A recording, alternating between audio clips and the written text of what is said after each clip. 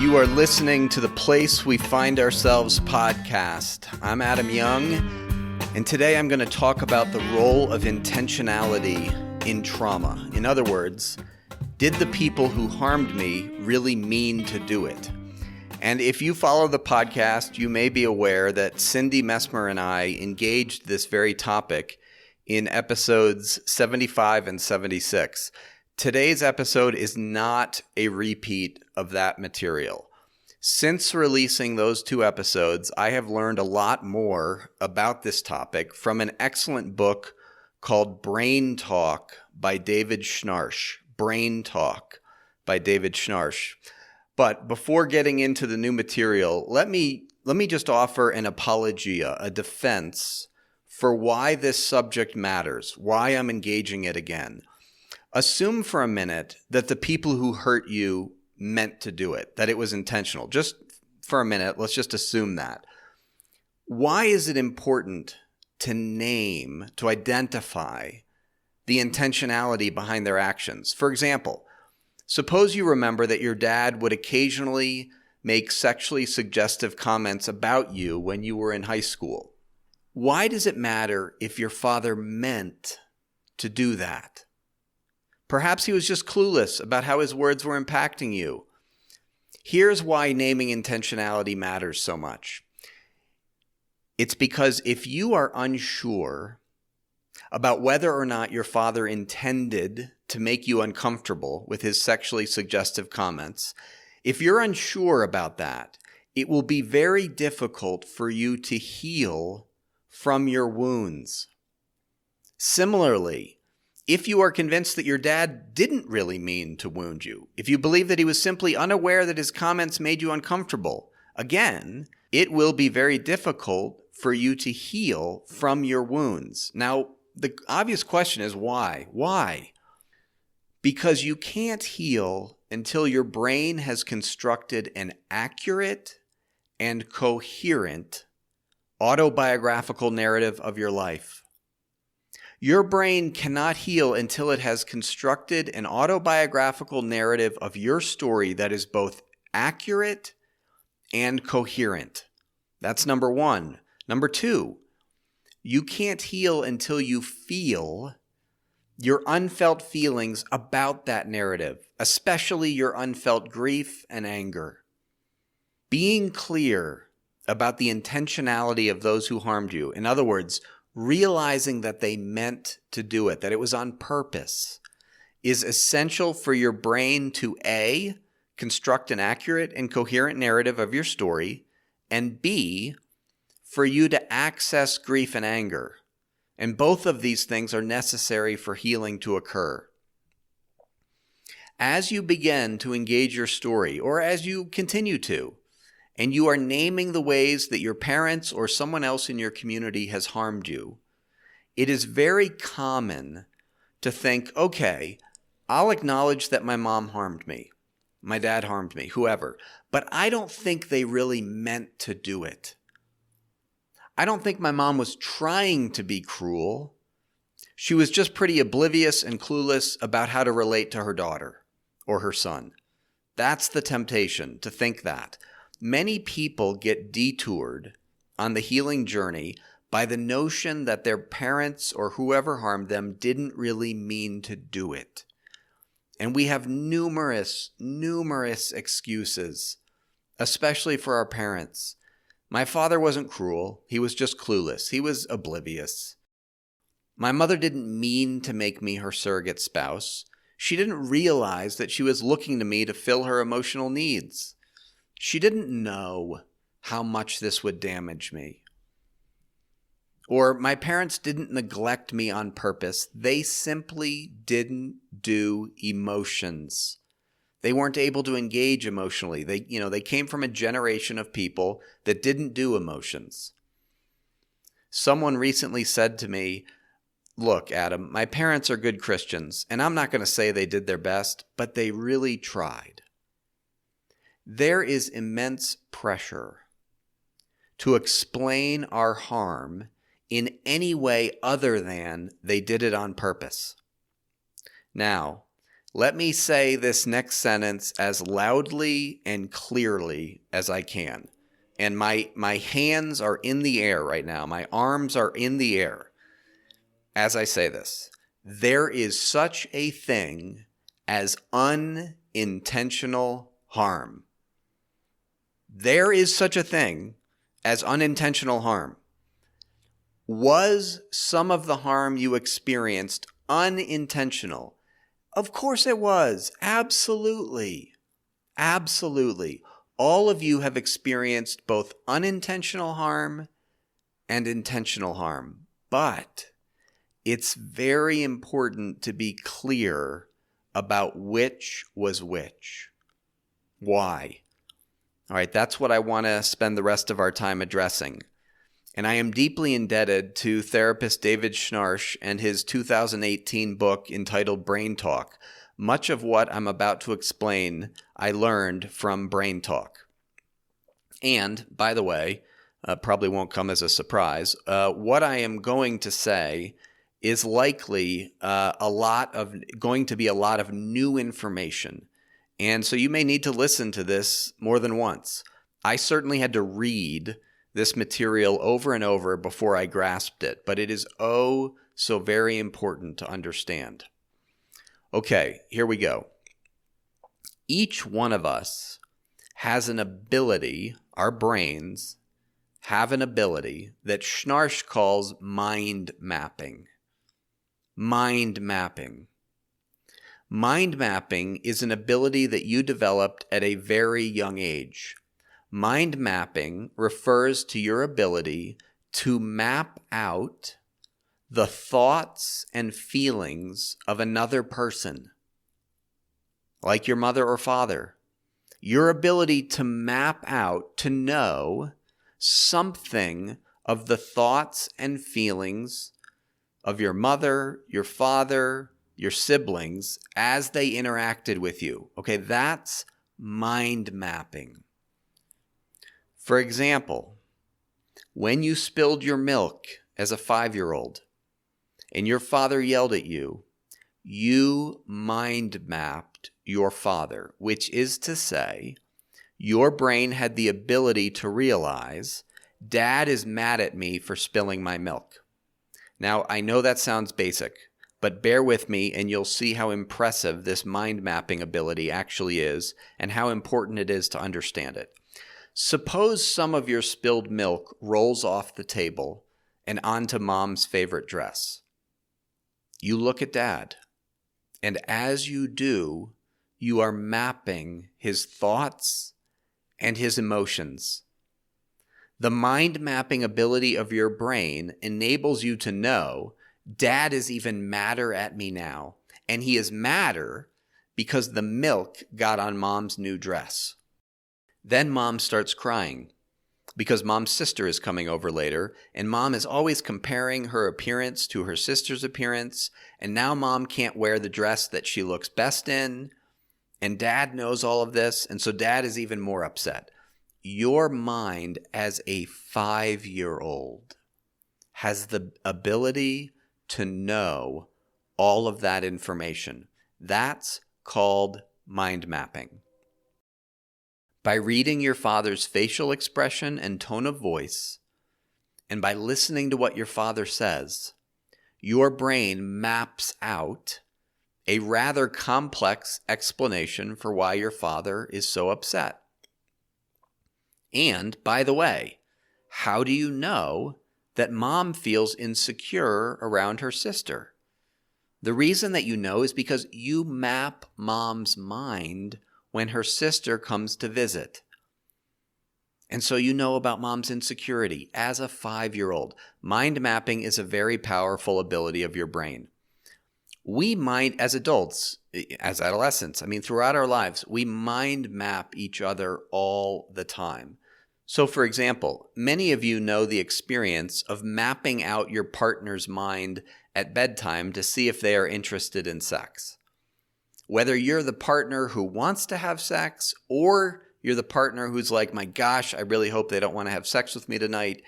Either way, we are constantly mapping out one another's minds to see what the other person wants.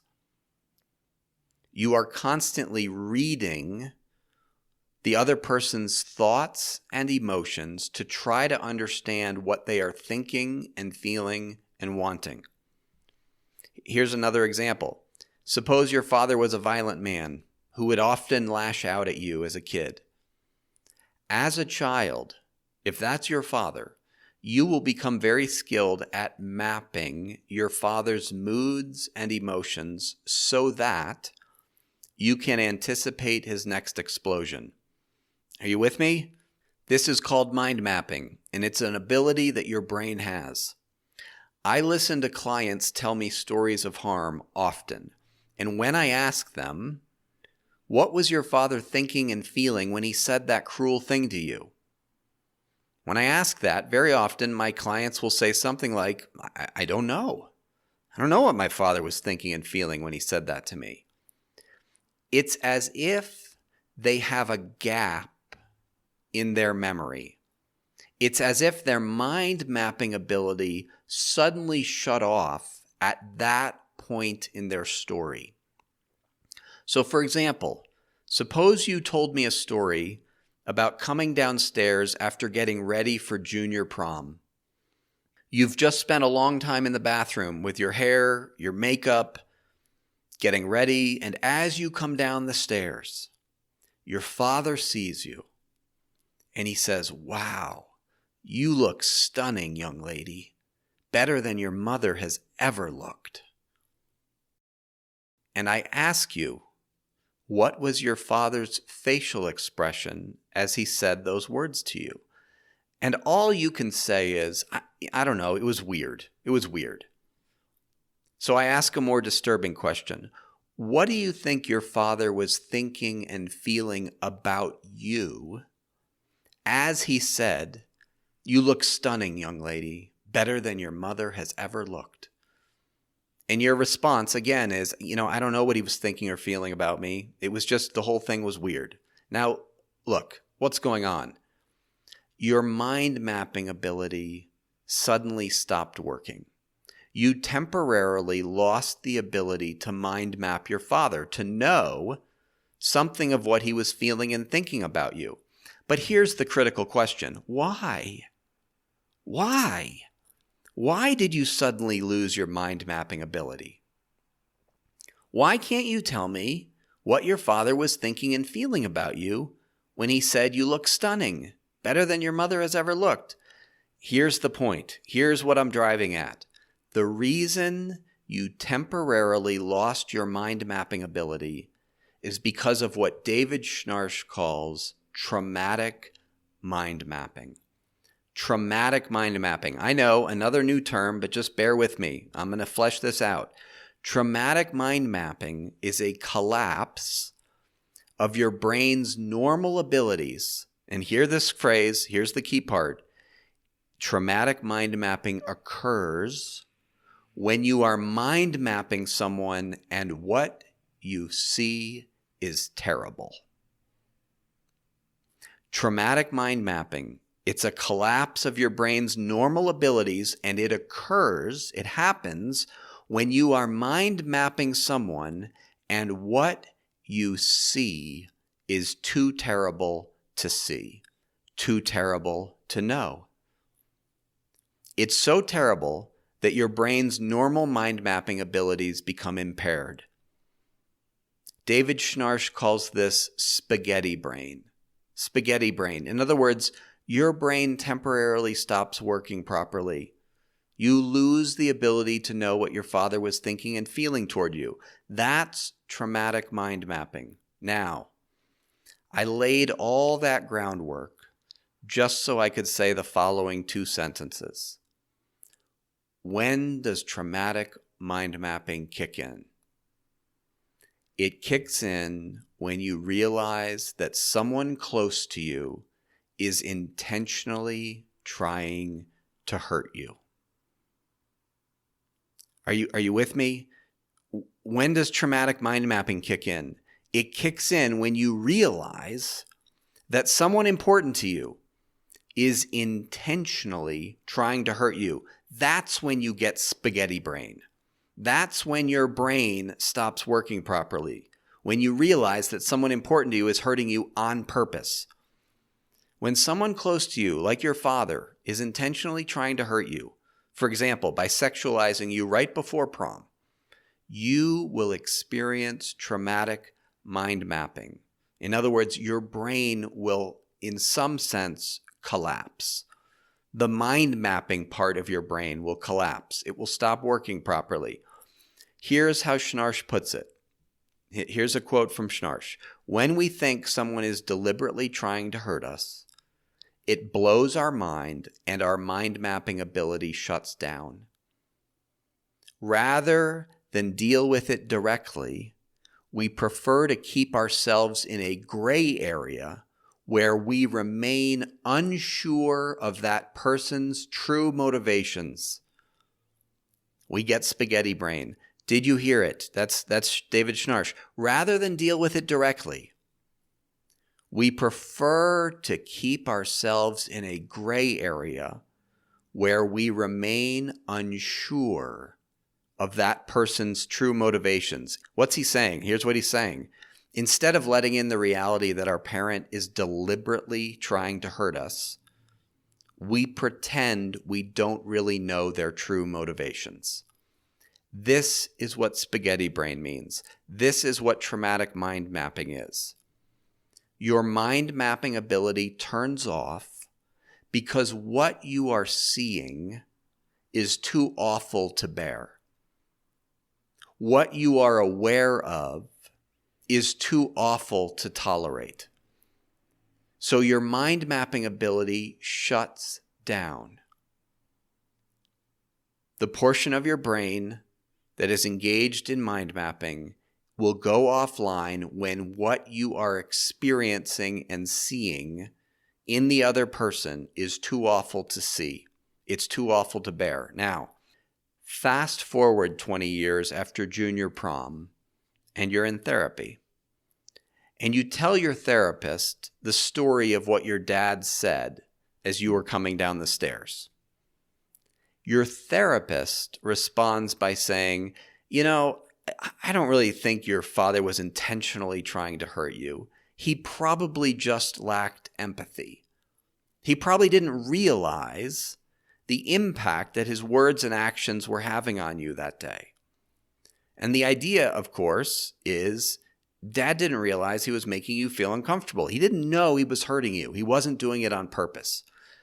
And if you've ever reflected on times when you were mistreated by your parents or by anyone else, you have probably tried to make sense of the experience as they just didn't know they were hurting me so much.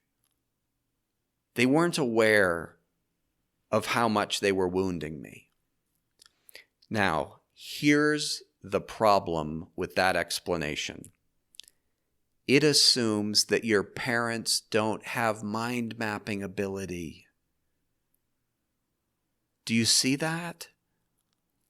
It assumes that whoever harmed you doesn't have mind mapping ability, that they weren't aware of how their words or their actions were affecting you. To say Dad just lacked empathy and he didn't realize the impact of his words on me, to say that assumes that your dad didn't have the ability to know that when he said, "You look better than your mother has ever looked," it assumes he didn't know how that would make you feel. But if he has mind mapping ability, of course he knows how this is going to make you feel. He's watching your reaction right there. And of course he knows that it's going to make you feel immensely uncomfortable. He knows you. He knows something of you, his daughter. And of course he knows that you're going to feel creeped out by his sexually suggestive comment. And of course he knows that it's going to make you feel like you're in competition with your own mother. How does your father know all this? Because he has mind mapping ability. Just like you were able to map his mind as a 5-year-old when you spilled your milk, he is likewise able to map your mind as you are walking down the stairs. He knows that as you are walking down the stairs, you are hoping for something. Hoping for what? For your father to delight in your beauty in an honoring way without sexualizing you and without comparing you to your mother. He knows this. And he also knows that as the words come out of his mouth, you feel creepy feelings in your body. How does he know that? Because he can read your facial expression and your body language, and he knows something of you, his daughter. How do we know that he can read your facial expression and body language? We know because your father has mind mapping ability, just like you. In other words, your father's brain works. Some of you have been assuming that the people who harmed you didn't mean to do it. You have been assuming that they didn't know that their words or actions were affecting you so deeply. But that assumes that the people who harmed you don't have mind mapping ability. And they do, with very few exceptions. Now, someone is probably listening and objecting inside, hey, what about people with autism? What about people with Asperger's? I am not an expert on autistic spectrum disorders.